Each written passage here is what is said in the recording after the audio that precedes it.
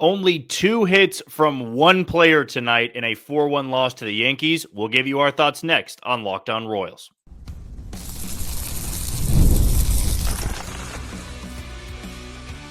You are Locked On Royals, your daily Kansas City Royals podcast. Part of the Locked On Podcast Network, your team every day. You are tuned into another edition of Locked On Royals and the Locked On Podcast Network. As always, I'm your host, Jack Johnson, and you can find me on Twitter or X at JohnnyJ_15. That's at JOHNYJ_15. And you can also catch us on wherever you listen to podcasts, Spotify, Apple Podcast, Amazon Music, Google Podcast, Odyssey, and YouTube. Just be sure to hit that follow button and subscribe. Today's show is brought to you by Monarch Money. Take control of your finances with Monarch Money and use code LOCKEDONMLB at monarchmoney.com for 50% off on your first year.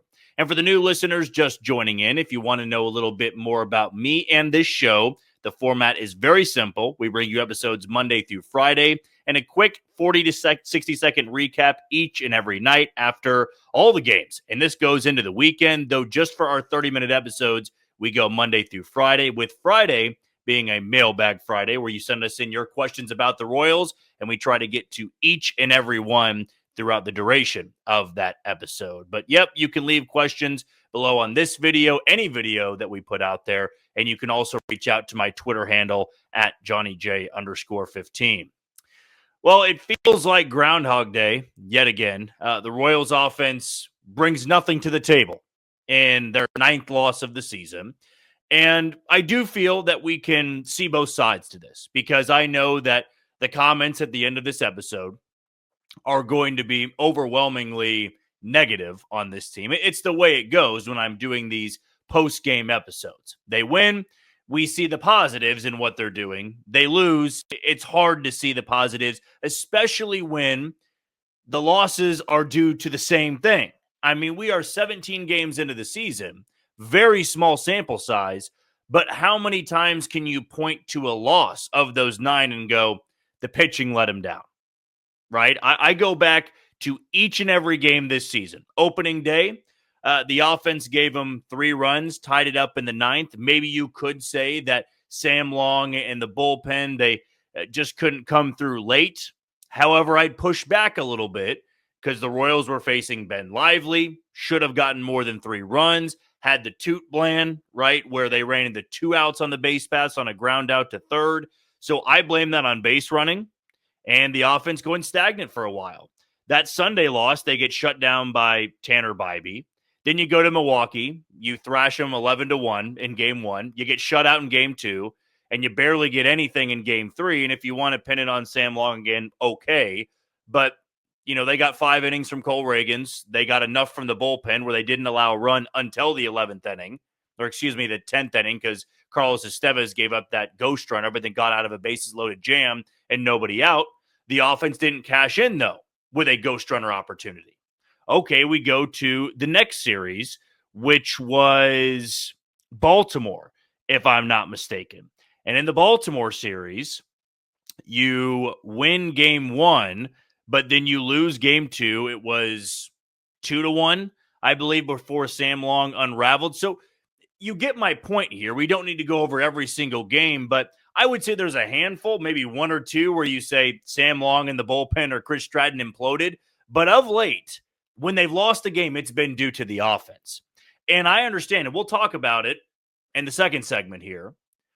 MJ Melendez can't hit .083. Hunter Renfroe can't hit a .130 and have no home runs. No, Drew Waters can't strike out 40% of the time. You know, you can't have Kevin Biggio having a golden sombrero when he's your super utility guy. Like, the lack of production from the outfield is alarming, and we know it is a problem. But as I brought up in one of our earlier episodes about 3 or 4 games into the season, I said this offense is driven by Bobby Witt Jr. When he struggles, and if you look in that box score and he's 0 for 4, the Royals are probably not winning that game. Tonight's a different story. He's the only one to collect multiple hits. In fact, just a hit and drove in the only run. You know, to be 2 for 4 on a night like tonight when you're facing 38-year-old Carlos Carrasco, who's only making starts for the Yankees, because 4 of their starters are on the IL. Like, you cannot have a nothing burger against basically a spot starter at the tail end of his career. And you can't come back to me and say, well, they don't see him. No. The Royals have seen plenty of Carlos Carrasco. Salvador Perez has seen him over 30 times. He did not have a very good night, and it's been a slower start to the year for him. Vinny Pasquantino has gotten hot over the last 3 games or so, but still, you need more than 215. Jonathan India, who I'm still all for the move, and he drew a walk tonight, and he brings a great approach at the top of the order. He can't be hitting 200. He's been on a little bit of a slump of late. Michael Massey can't be hitting sub 200. And so you add up all of these things, and I would also counter with the Royals are very fortunate to be 8-9 because they've gotten phenomenal starting pitching.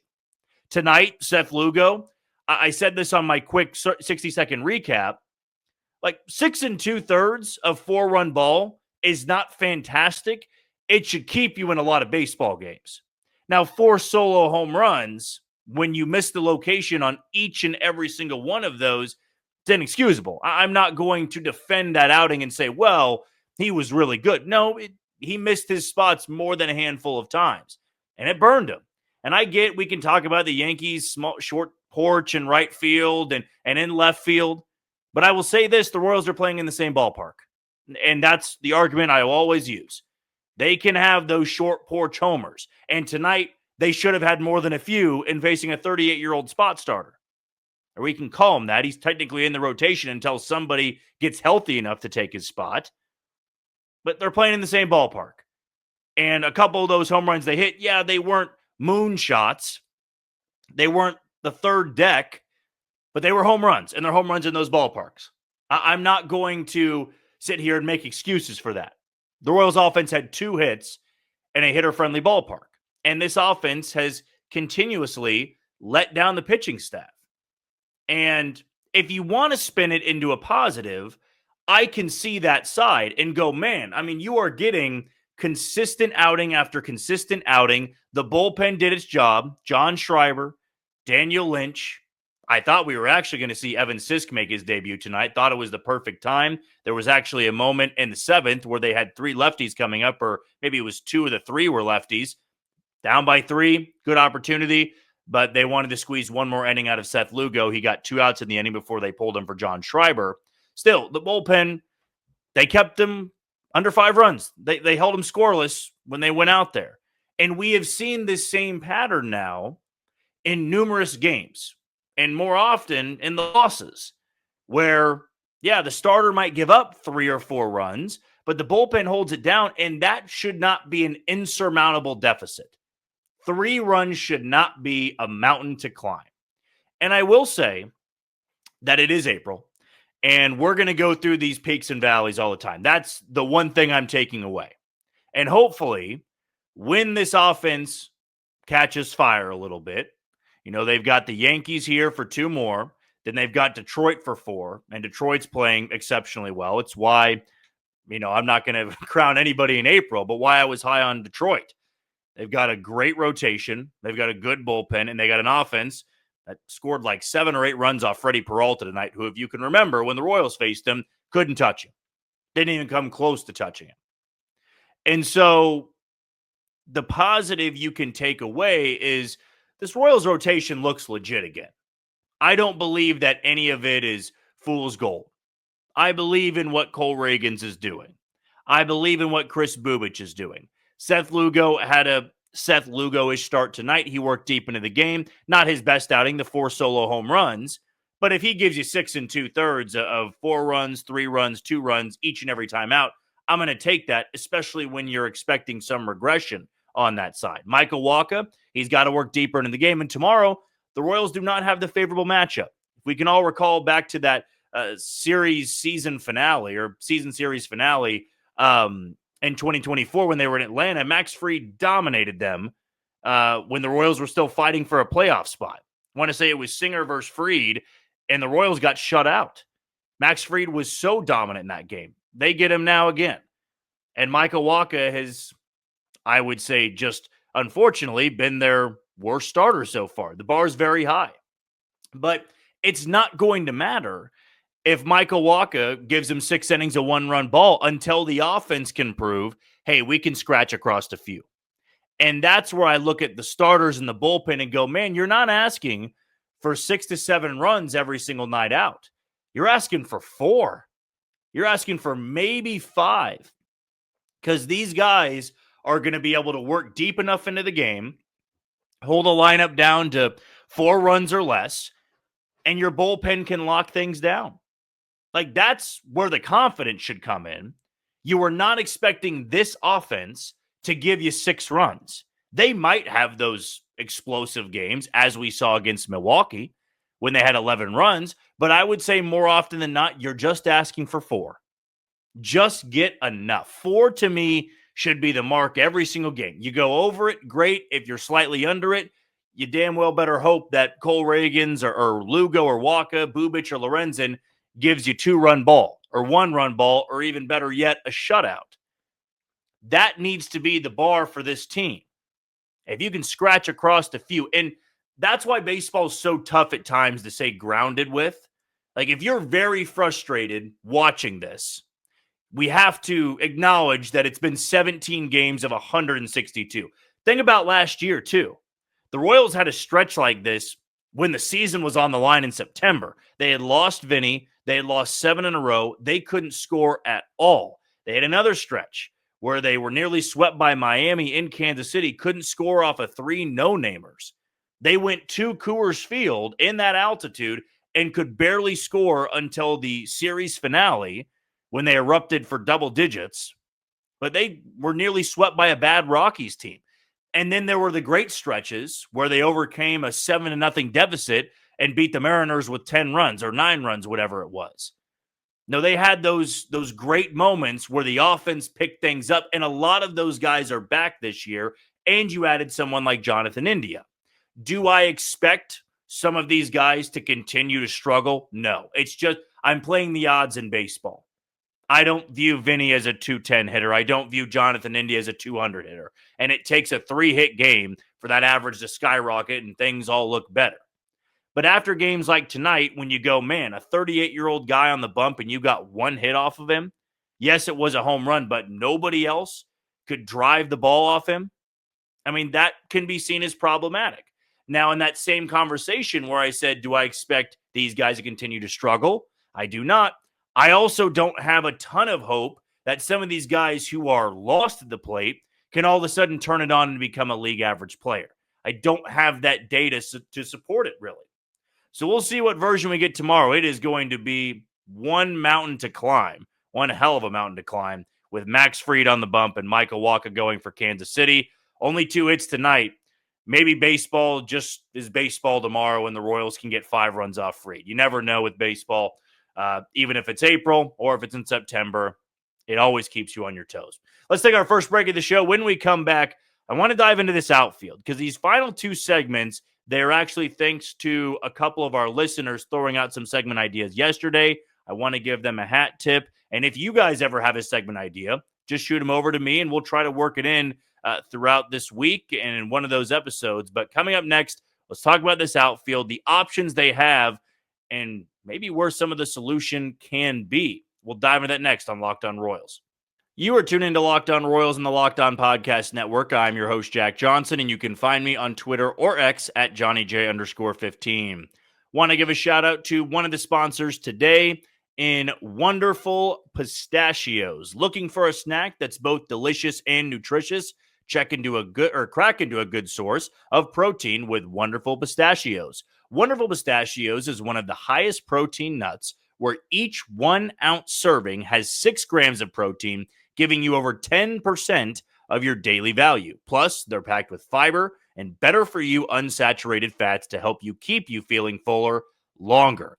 Get snacking and get cracking with the snack that packs a protein punch. Visit wonderfulpistachios.com to learn more. And as I've said before, I love just to have a bag of these wherever I go. Today, I had to go from work to help a buddy, load some of his porch into a dumpster. I had to take apart all the pieces and work for about 45 minutes to an hour. I needed a quick snack before I ran over there because I didn't have enough time to grab dinner beforehand. It did the job for me. I made it to dinner and was pretty satisfied with it. So if you're like me, always on the go, try to grab a bag of wonderful pistachios and let me know what you think of it.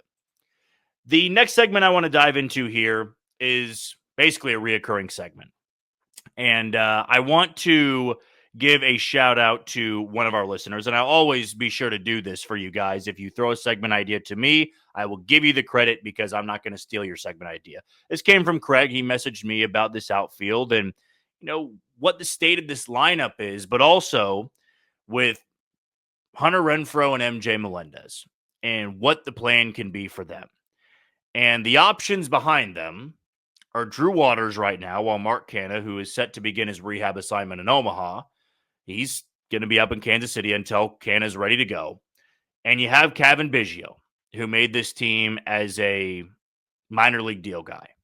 Tyler Tolbert is an option. You're not turning to him to be an everyday player or just an every other day player. He is there to replace Dairon Blanco's role, which was to steal bases. So the options are pretty thin at this point. And I could bring up John Rave. John Rave has played well in Omaha to begin the year, and I do think that he's going to get an opportunity this year. Tyler Gentry is another name they tried last year. Maybe you could count on him to give you a spark somewhere. But my issue with that is it doesn't feel like a permanent solution. And with the way MJ Melendez is playing right now, not just the 3 for 40 start, he's striking out over 40% of the time. I mean, you are talking nearly a coin flip that he is not just going to get out, strike out. And if you're not even putting the ball in play, that's where you start to see some serious signs of maybe this just isn't the answer anymore. Hunter Renfroe has had better at-bats of late. It's going to be laughed at, I know, in the comments below. But I did see in Cleveland almost the glimpses of that May 2024 Hunter Renfroe where he started walking more. Like right when he got hot, he started walking more. He had 2 walk games, or he'd be, 0 for 2 with a sac fly and 2 walks. Like those games were fine for Hunter Renfroe. And I saw a couple of those patient approaches in Cleveland. It didn't result in much, though. And just to be honest here, I'm not going to excuse the play of what we've seen. It's not playable right now. And going back to the point of John Rave and Tyler Gentry, I believe they deserve a shot. Why I would pump the brakes is, Drew Waters was hitting 350 in Omaha before he got called up. And we almost experienced the same thing with Drew Waters every single year. He hits well in AAA. People want him to come up. He comes up. He might have a moment or two, but the swing and miss is too noticeable. He is not an everyday solution. And yes, we can sit here and go, he deserves time. If we're going to give MJ Melendez time, if we're going to give Hunter Renfroe time, then we need to give Drew Waters time. While I can agree with that statement, it's not a permanent solution. And this team needs to find a permanent solution for the outfield. One of those corner outfield spots. You can't be floundering around hoping for some of those guys to become something they're just never going to be. They might be able to give you stretches. And that's why, for the time being, I'm all right with Kyle Isbell being in center field. I'm okay with it. If he gives you defense, he at times can have a 3-hit game, but he's going to hit 240, fine. Because you're just not going to replace all 3 outfield spots. At least I don't believe so. What I believe is the best solution is maybe you're not even waiting until July to make a move. I mean, we've seen teams be aggressive before, and the Royals aren't going to overreact to 17 games. Let me be very clear on that. But to get a head start on it wouldn't be a bad idea. We know how transactional J.J. Piccolo is. He is one of the more transactional GMs that we have seen in all of baseball. But what I will also say is this. It's going to take 2 parties here. J.J. Piccolo could be aggressive. It's also going to take another team to go, all right, we're willing to move one of our everyday guys. Because if you can count on Kyle Isbell to play center field, and let's say you'll just live with the streakiness of left field. But let's say MJ Melendez is there, then Renfro's there. He'll play in right field. Then Canna's there. Then Biggio's there. Fine. But then you got to go all in on maybe one of those spots and say, we're going after somebody that can help this lineup. Because we know the pitching's going to be good. That's my take right now. If they're healthy, the pitching's going to be fine. It's going to be one of the better rotations in all of baseball. This bullpen is going to be better than last year. And the offense was streaky last year. They also didn't have a leadoff hitter like Jonathan India, so you got no production from the bottom of the order. You got barely any production from the leadoff spot, and you were carried by 3 guys in that lineup and hoped that a 4th guy got hot at the right time. But with that lineup, that rotation, and that bullpen, so a really good rotation, average bullpen, streaky lineup, they won 86 games. And they made it to the postseason. And they got to the second round of the postseason. So that's why I'm not panicking the point of they can't do it with this lineup. They can, but the goal should not be, well, we just want to get our foot in the door again. And I don't believe that to be the case in Kansas City. I do feel that this team wants to and believes they can win a World Series. This rotation is good enough to get them to the postseason. I will say this bullpen as well. Because as I go back to at the very tail end of our first segment, if you're asking for 4 runs every single night, that should be doable, give or take how many times throughout the season. I mean, right now they're running into Cleveland. They've seen them twice. Now they won't see them to the end of July. You have seen Baltimore. They're going to be a playoff team likely. You have seen, I don't really want to throw Minnesota in there. I mean, they were a preseason favorite to win the division, but they're not playing anything like that. And now you're seeing the New York Yankees, the favorite to win the AL East. After this, you will see the Tigers, who I picked to win the AL Central, a playoff team from a year ago. Then you'll see the Rockies, okay? And maybe I'm jumping the gun there, but you could see Colorado. Down the road, you'll see the White Sox twice in 1 month. Now, you'll see the Cardinals, who can, be a team now. Never thought I'd say that, but the Cardinals can be an easier out at that point in the season. You'll see Miami, right? And you'll run into some of those bad teams, and also you're going to beat some good teams. It's a long, long season. But going back to my point about this outfield and how long you can last with those guys playing poorly, I don't believe they're that bad, but I'm also done saying, well, just let them play through it, because they're given a lot of opportunities. And they have had multiple opportunities in the first 17 games to prove that, hey, this is just a little bit of a cold stretch. I'll get out of it. We said this in spring training. We said this going into the offseason. Those guys, unfortunately, don't have the benefit of the doubt to struggle in the way they have. They just don't. The Royals are going to have to look for exterior options to attack with this lineup. Jack Caglione can be an answer. He can't be the solution. That's too much pressure for a 22-year-old kid. You want to have a lineup that is performing when he gets called up to the big leagues.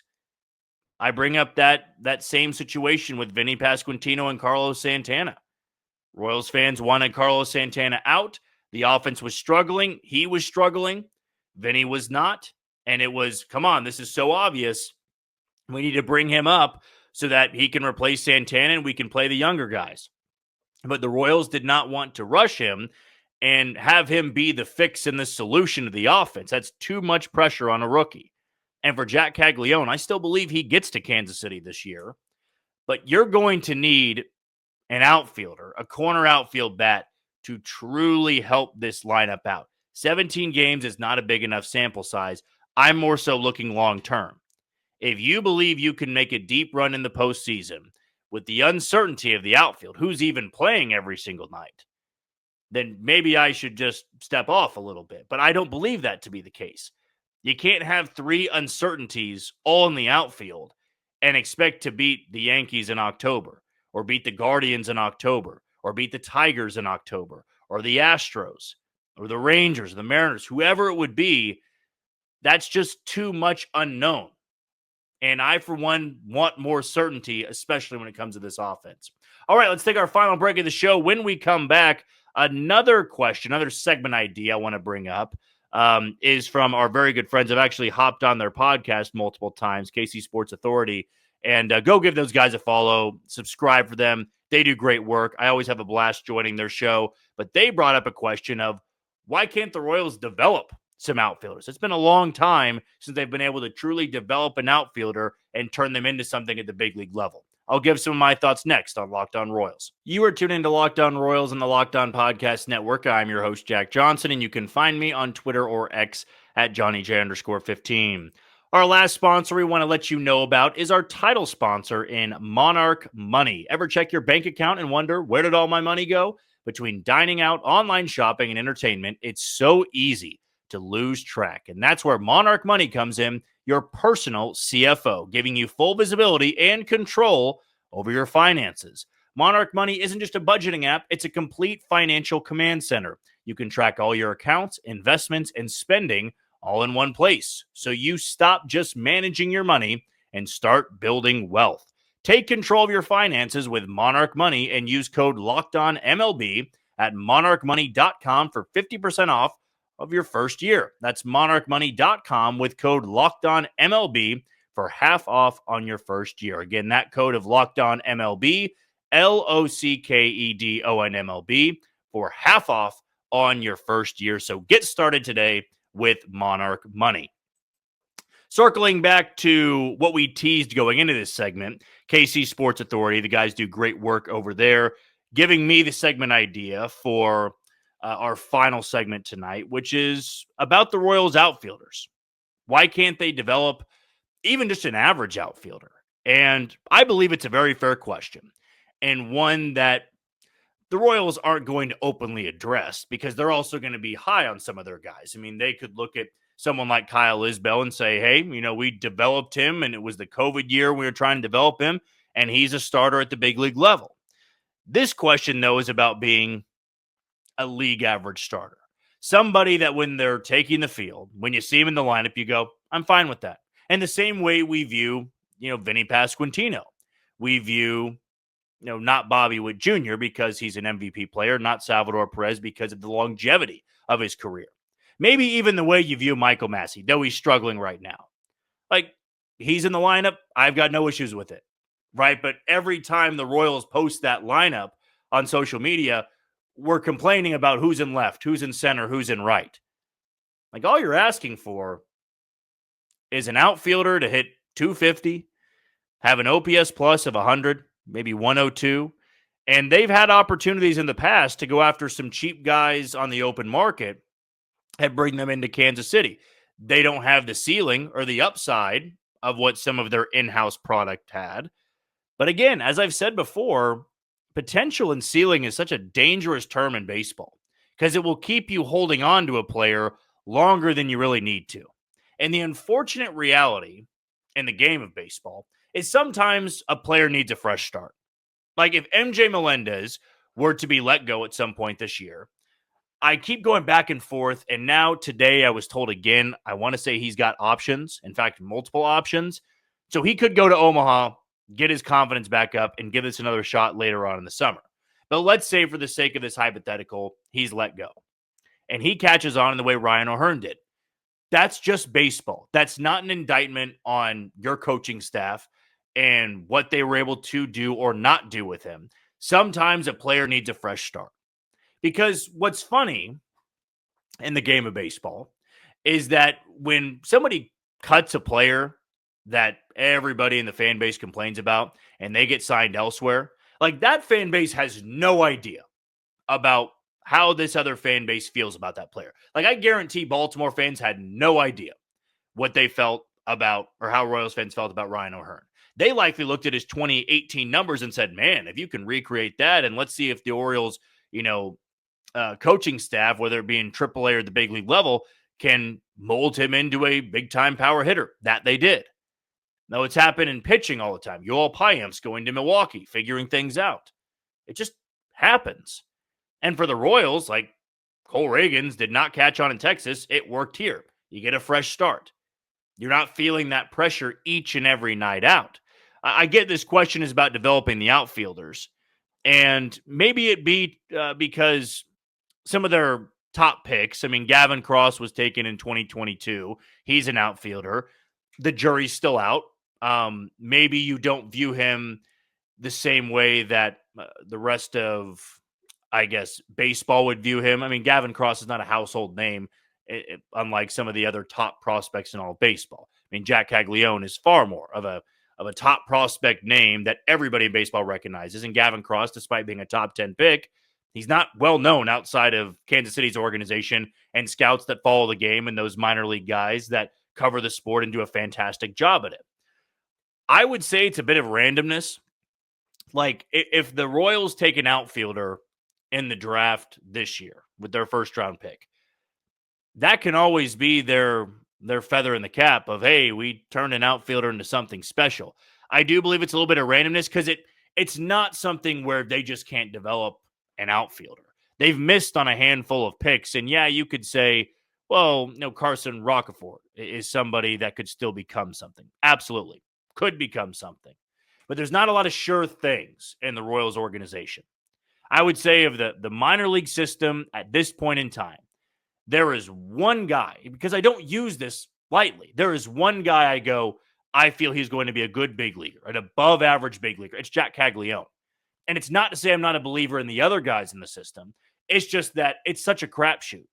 And Jack Caglione is giving off some of those tendencies of he's going to be a can't miss guy. He's going to be one of the best power hitters in baseball in a few years. Carter Jensen can be an above average player. Gavin Cross can be. Ben Kudrna and Frank Mozzicato and Blake Walters, they can be good pitchers. But being a sure thing at the minor league level is really impossible when you think about it.